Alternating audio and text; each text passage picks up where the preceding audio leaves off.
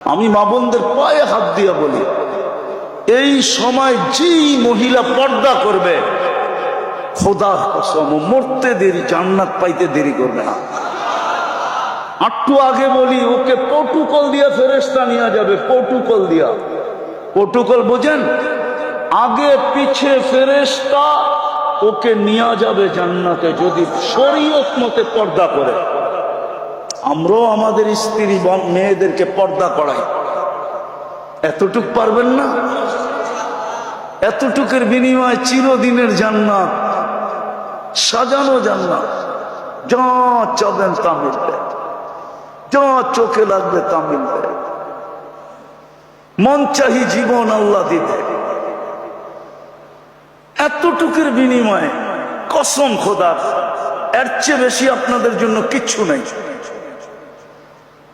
ঈমান তো মাতৃকোলে মিলে গেছে, নামাজ পড়া, রোজা রাখা আর হালাল ভক্ষণ করা।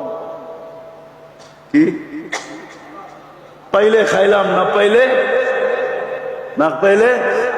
আল্লাহ রসুল পেটে পাথর বাঁধতে পারছে, আপনি পারবেন না কেন? আল্লাহ রসুলের ঘরে মাসের পর মাস চুলা জ্বলে না, আপনি পারবেন না কেন?